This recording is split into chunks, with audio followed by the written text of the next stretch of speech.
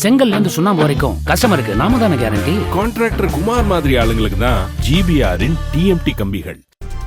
திண்டுக்கல் மாவட்டம் பழனி முருகன் கோவில் ரோப்கார் அந்தரத்தில் பழுதாகி நின்றால் பக்தர்களை பாதுகாப்பாக எப்படி மீட்பது என்பது குறித்து தேசிய பேரிடர் மீட்பு குழுவினர் ஒத்திகை செய்து காண்பித்தனர்.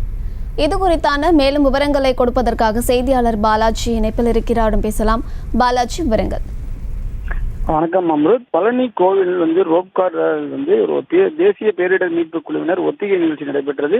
ரோப்காரில் அந்தரத்தில் பழுதாகி நிற்கும் போது பக்தர்களை மீட்பது எப்படி என்பது குறித்து ஒத்திகையை பேரிடர் மீட்பு குழுவினர் செய்து காண்பித்தனர்.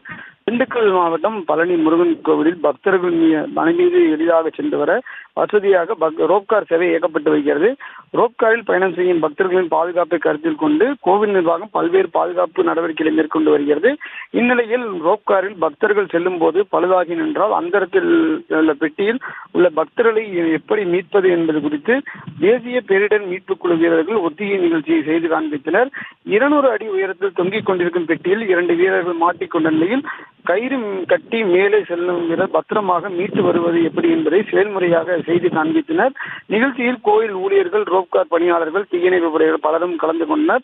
ரோப்காரில் பயணம் செய்யும் பக்தர்களின் பாதுகாப்பை கருத்தில் கொண்டு இதுபோன்ற ஒத்திகை நிகழ்ச்சியை தேசிய பேரிடர் மீட்பு குழுவினர் செய்து காண்பித்தனர். அன்புடன் விவரங்களை வழங்கியமைக்கு நன்றி பாலாஜி. கற்ற கம்பில இருந்து அடிக்கிற ஆணி வரைக்கும் எல்லாம் குவாலிட்டியா இருக்கணும்ல. பிரகாஷ் போன்றவர்களுக்காகவே ஜிபிஆரின் டிஎம்டி கம்பிகள். செய்திகளை உடனுக்குடனும் துல்லியமாகவும் தெரிந்து கொள்ள சப்ஸ்கிரைப் பண்ணுங்க.